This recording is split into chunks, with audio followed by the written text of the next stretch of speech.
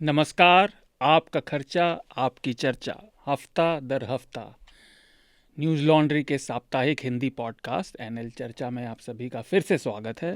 मैं आपका होस्ट शार्दुल कात्यायन।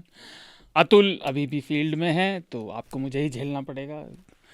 और इस हफ्ते कई ज़रूरी मुद्दों पर बात करने के लिए हमारे साथ बहुत ख़ास मेहमान हैं। स्टूडियो में मेरे साथ हैं, आप लोग भली मैं भांति खास तो परिचित हैं। रहा नहीं हूँ, आप खास कहते हैं, आपका बड़प्पन है। ऐसा कुछ नहीं है, व्यक्ति हमेशा खास रहता है, केवल उसके आने जाने की क्या बोलते हैं वेलाएं बढ़ गई हैं तो इससे ऐसा अगर थोड़ी हो टाइम से गया आता जाता रहे तो नहीं खास नहीं नहीं रहता नहीं है। उसके आने जाने की मतलब फ्रीक्वेंसी जिसे कहते हैं उससे उसकी खासियत में कमी थोड़ी आती है। बहुत शुक्रिया। तो हृदय जोशी जी हमारे साथ हैं। ऑनलाइन हमारे साथ जुड़ रहे हैं एक और खास मेहमान सुनील दहिया जी। सुनील दहिया जी पर्यावरण नीतिज्ञ हैं, पिछले 10 सालों से काम कर रहे हैं और उन्होंने ग्रीन पीस इंडिया के लिए कई मतलब एनर्जी और एयर पोल्यूशन कैंपेन चलाए और इस समय उन्होंने बहुत सारे रिपोर्ट्स और रिसर्च पेपर भी लिखे हैं। एनविरो कैटलिस्ट्स के संस्थापक और लीड एनालिस्ट भी हैं। हमारे साथ अलग विषय पर बात करने के लिए बाद में थोड़ी समय बाद निरुपमा सुब्रमण्यम जी जुड़ेंगी। वो राष्ट्रीय संपादक हैं स्ट्रैटेजिक अफेयर्स में। दो छोटी छोटी सूचनाएं, फिर हम अपनी चर्चा के विषय की तरफ बढ़ेंगे। पहला तो हमारी जो अमेरिका की चुनावों से जुड़ी सीरीज़ है उसका एपिसोड 1 जिसे श्रीनिवासन जैन ने किया है वो अब पब्लिश हो चुका है और आप उसे देखें और हमारे पत्रकारिता को समर्थन दें। आपको स्क्रीन पर इस समय एक QR कोड दिखाई देगा, उसको आप स्कैन करें और जितना सहयोग आप कर सकते हैं वो करें। और इसी से जुड़ा दूसरी सूचना भी है कि दिवाली सर पर है, अगले हफ्ते आ जाएगी और ये त्यौहार का पूरा मौसम है तो न्यूज़ लॉन्ड्री का भी एक दिवाली गिफ्ट हैम्पर है और आप उसे खरीद कर अपने मित्रों, रिश्तेदारों और शुभचिंतकों जिसे भी आप देना चाहें दे सकते हैं। और हमारी पत्रकारिता का, विज्ञापन मुक्त पत्रकारिता का, जिसे आप स्वतंत्र पत्रकारिता भी कह सकते हैं, उसका समर्थन कर सकते हैं। तो आप उसे खरीदिए और आपस में दीजिए। स्वतंत्र पत्रकारिता का उपहार सबसे जैसे आशीष जो हमारे प्रोड्यूसर हैं वो स्वतंत्र पत्रकारिता का समर्थन के लिए इस बार मुझे खरीद के देने वाले हैं, मुझे ऐसी जानकारी मिली जी। दिल्ली और आसपास के लगभग सभी उत्तर भारत के शहरों की वायु की गुणवत्ता, एयर क्वालिटी बहुत ख़राब हो गई। इनफैक्ट मुझे परसों का याद है, आनंद विहार की AQI 645 बताई जा रही थी टीवी चैनलों पर, जो कि मतलब बहुत खतरनाक से बहुत आगे निकल चुकी है।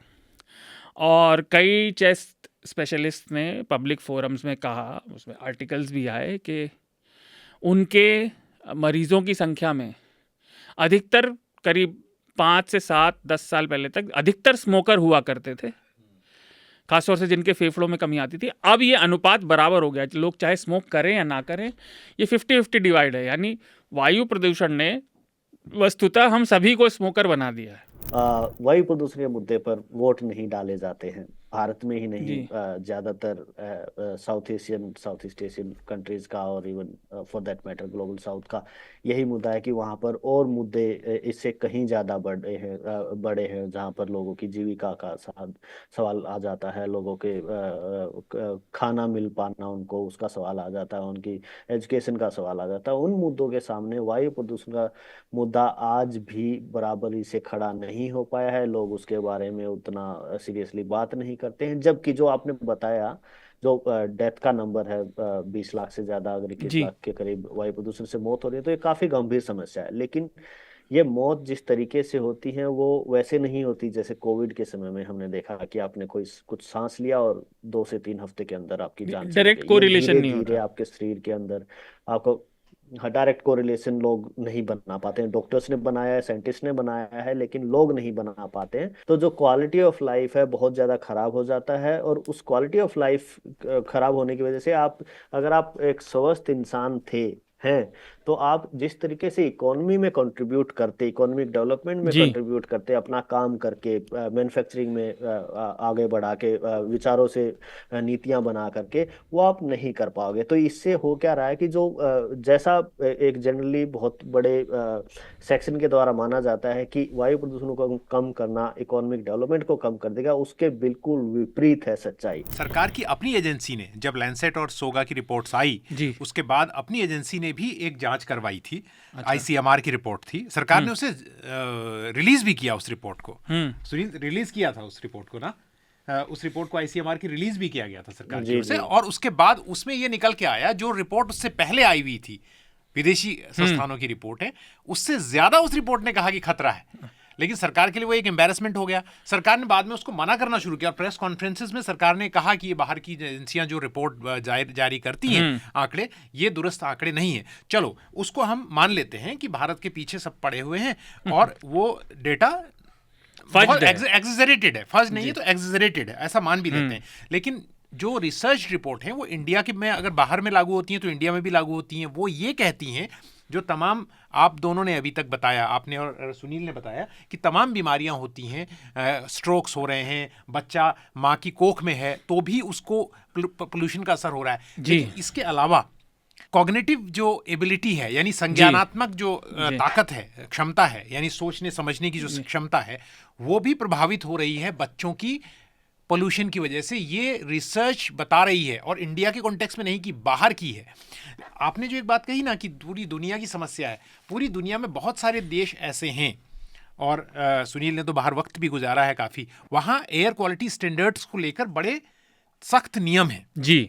और जैसे पोलैंड है, पोलैंड का भी 70% से ज़्यादा जो ऊर्जा है, उनकी बिजली है, वो कोल पे आधारित है, लेकिन वहाँ एयर क्वालिटी बहुत बेहतर है जी। हमने जो कोशिशें की हैं, अब दिल्ली को ही हम पैरामीटर मान के बात करेंगे, दिल्ली में ही सबसे ज्यादा जो होता है, हमें लगता है पूरी दुनिया में देश में होगा। भैया राजधानी अगर यहाँ नहीं हो पा रहा तो फिर बाकी जगह तो मैं कह रहा हूँ कि उसमें जो कदम उठाया गया था वो ये था कि जो कोयला बिजली घर है दिल्ली में अभी कोई नहीं है, सिर्फ गैस से चलने वाले बिजली घर कुछ हैं, बाकियों को हटा के दूर कर दिया गया है, लेकिन उनका प्रदूषण भी दिल्ली तक पहुंचता ही है। एक ग्रेडेड रिस्पॉन्स एक्शन प्लान जो ग्रैप है जी, उसको भी लाया जाता है एक्शन में, जब बहुत ज़्यादा धूल हो जाती है। तो जैसे बिल्डिंग, माना दिल्ली में काम हो रहा है, बिल्डिंग्स बन रही हैं, जैसे एक समय सेंट्रल विस्टा बन रहा था या दूसरी बिल्डिंग्स चल रहे हैं लोगों में रियल एस्टेट का, तो उसको रोक दिया जाए या ऐसे चीज़ें कर दिया जाए कि ऑड इवन कारों का जो तरीका वो है सिस्टम वो लागू कर दिया जाता है। इसे कहते हैं ग्रेडेड रिस्पॉन्स एक्शन प्लान, यानी अभी स्थिति बहुत खराब है तो अभी हम लोग ये चीज़ें नहीं करेंगे ताकि हवा साफ हो सके। अभी ग्रेप का स्टेज 2 इन्होंने लगा दिया, स्टेज 3 लगते ही भवन निर्माण के कार्य भी बंद हो जाएंगे। हाँ, निरुपमा जी जुड़ चुकी हैं। निरुपमा, आपका स्वागत है न्यूज़ लॉन्ड्री चर्चा पॉडकास्ट में। बहुत बहुत धन्यवाद, थैंक यू। सबसे पहले मेरे दिमाग में निरुपमा जी यही आया कि भारत में ही जानकारी में कन्फ्यूजन है। इतने दिन से जब से विषय चल रहा था, सरकार कहती है, वो तो टैगलाइन बन गई थी कि 1 इंच भी भूमि नहीं गई, बट लाइक कोई भी टेरिटरी नहीं गई है, और विपक्ष कहता था कि हज़ारों किलोमीटर चीन ने कब्जा लिया है। तो इन दोनों में इतना डिफरेंस है कि एक आम व्यक्ति जो खबर पढ़ रहा है वो पता कैसे चला कि भाई सही बात क्या है। 2020 में कहा था, प्रधानमंत्री ने भी कहा था, और डिफेंस मिनिस्टर हमारे जो रक्षा मंत्री हैं राजनाथ सिंह, उन्होंने भी कहा था कि कोई टेरिटरी नहीं गई है हमारी तरफ से, वो अंदर ना कोई अंदर नहीं आया है, चीन के जो सिपाही हैं वो अंदर नहीं आए। पर फिर आप देख रहे हैं कि 4 वर्ष लगातार बातचीत हुई। किस बारे में बातचीत हुई? फिर अगर कोई प्रॉब्लम नहीं थी, कोई घुसा नहीं था, तो क्या जरूरत थी इन 4 वर्ष में इतनी बातचीत? इतने सारे राउंड्स हुए, 20 राउंड्स हुए मेरे ख्याल। तो इसमें क्या जरूरत थी कि 20 राउंड्स में बैठे, मिलिट्री वाले बैठे, डिप्लोमेट्स नेगोशिएट करें? पूरा जो इतना रिस्ट्रिक्शन लग गया इन्वेस्टमेंट्स, चाइनीज इन्वेस्टमेंट्स में। ट्रेड तो चलता रहा अपने उस पे स्पीड पे, और ज्यादा हो गया बल्कि आफ्टर 2020। पर ये सारी चीजें जो हो गई तो कुछ तो हुआ था। और लगातार इन 4 वर्षों में ये भी सामने आ रहा था कि हर कुछ महीनों बाद या 1-2 साल बाद ये अग्रीमेंट आ जाता था कि इस इस एरिया से डिसएंगेजमेंट हुआ है या इस एरिया से डिसएंगेजमेंट हुआ है। तो इस तरह से 5 इस तरह से डिसएंगेजमेंट हो चुके थे। अभी क्या स्थिति है? अभी स्थिति बेहतर पहले से हुई है? और are you optimistic about the future? मतलब अभी ये चीज़ें बेहतरी की ओर जा रही हैं, क्योंकि बहुत सारे लोगों का ये कहना है कि जो अभी वेस्टर्न कंट्रीज से जो थोड़ा प्रेशर है, उसमें इंडिया अपने डिप्लोमेटिक टाइज को थोड़ा सा उसमें एक रीअलाइनमेंट भी करने की एक दिशा में है। तो उस तरह से आपको लगता है कि कुछ बेहतरी के दिन हैं आगे, जो पिछला तनाव है वो कम होगा? जिस मोटिवेशन से इस अग्रीमेंट पे पहुंचे हैं वो दोनों तरफ से कंपल्शंस हैं जी। एक तो आपने कहा एक डिप्लोमेटिक कंपल्शन है क्योंकि थोड़ा बहुत यूएस से तनाव बढ़ता दिख रहा है ओवर द पनून एंड निजर इशू। यस। ठीक, तो वो एक तरफ से है, बट आई डोंट थिंक कि वो इतना बड़ा है कि यूएस की तरफ से पूरा ही रिलेशनशिप खत्म हो जाएगा। जी। है तो टेंशंस हैं उस पे, और हम थोड़ा सा सिग्नलिंग शायद करना चाह रहे हैं, तो टैक्टिकल है उनकी तरफ से भी। चाइनीज इकोनॉमी की तरफ से भी अगर हम देखते हैं तो थोड़ा सा इसमें वो भी एक डाउन टर्न फेस कर रहे हैं जी। और जी। उनको भी इंडिया के साथ थोड़ा सा ठीक ही करना है इकोनॉमी, अपने Yeah. इकोनॉमी के लिए। चाइना, लाइक मैं अंग्रेजी में कहूँ, China never sort of negotiates when it's been embarrassed. वो नेगोशिएशन में तभी एक्टिव लेता है, लाइक डिसएंगेजमेंट में, जब उसका पल्ला भारी हो। अगर चाइना, आप देख सकते हैं किसी भी विदेशी मामले में, अगर चाइना एम्बैरेस हुआ है तो फिर वो तब तक डिसएंगेजमेंट की बात नहीं करता जब तक वो स्टेटस को वापस नहीं पा लेता। तो I am very curious to know कि इसमें ऐसा क्या है विच चाइना हैज़ गेन्ड। और दूसरा उससे ही जुड़ा हुआ सवाल है, जो चीन ने अपनी कंस्ट्रक्शंस करी थी, जैसे सबसे प्रोमिनेंट जिस पे काफ़ी बात हुई थी, पंगोंग त्सो के नॉर्थ में जो हुई थी, जो उन्होंने परमानेंट विलेजेस सेटल कर दिए हैं, तो मुझे नहीं लगता कि वो मूव करेंगे। तो उस बारे में आपका क्या कहना है उस पर? नो, एलएसी में वो स्टेटस को रिस्टोर नहीं हुआ है जी। क्योंकि जैसा विक्रम मिस्री ने कल परसों उन्होंने क्लैरिफाई किया, ये जो प्रेजेंट अग्रीमेंट है ये it pertains to disengagement. Disengagement जो है वो जो दोनों आमने सामने होती हैं सेना, और एक चांस होता है उसमें कि कुछ गड़बड़ हो जाए। डिसएंगेज मतलब अलग अलग हो गए हैं, ठीक है, तो उनमें डिस्टेंस आ गया है और उसमें ये प्रोसेस शुरू हो गया है आफ्टर यस्टरडेज अग्रीमेंट। आप जो और चीजें हैं, जो मिलिट्री एस्केलेशन है चाइनीज की तरफ से तो बहुत ज्यादा है, उनको मैच करने की कोशिश हमने की है, but we are don't have the, हमारे पास इतने रिसोर्सेज नहीं है कि हम उनको मैच करें। तो हम भी कुछ कुछ कर रहे हैं, हमने रोड्स बनाए हैं, कुछ कर रहे हैं हम वहां पे, पर जो उनकी तरफ से मिलिट्री एस्केलेशन हुआ है अपने साइड पे, जो आप कह रहे हैं विलेजेस बनाए हैं वगैरह, तो वो क्या है?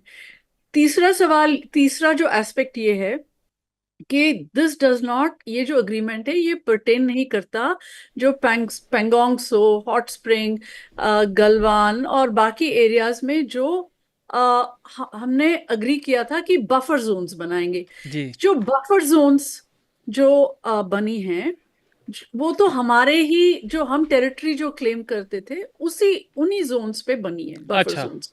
तो जो बफर जोन्स हैं वो रहेंगे। जब तक ये बफर जोन्स नहीं हटते तब तक हम ये नहीं कह सकते कि हम गए हैं बैक टू 2020, क्योंकि मुफ्त में बस इतना ही। अगर आप पूरी चर्चा सुनना चाहते हैं तो न्यूज़ लॉन्ड्री को सब्सक्राइब कीजिए, और सबसे बेहतर तरीका ये है कि आप हमारे ऐप पर इस पॉडकास्ट को सुनें, और तमाम हमारे जो पॉडकास्ट हैं उसको हमारे ऐप पर सुनें। यह गूगल प्ले स्टोर और एप्पल स्टोर पर सब जगह उपलब्ध है। न्यूज़ लॉन्ड्री किसी भी तरह का विज्ञापन नहीं लेता, ना किसी राजनीतिक दल का, ना किसी सरकार का, ना किसी कॉरपोरेशन का। हम सिर्फ और सिर्फ कोशिश करते हैं कि पब्लिक इंटरेस्ट का जर्नलिज्म करें, पब्लिक जनहित की पत्रकारिता करें, और इसके लिए लोग इसमें इन्वेस्ट करें, लोग पत्रकारिता में निवेश करें। उसका तरीका है सब्सक्रिप्शन।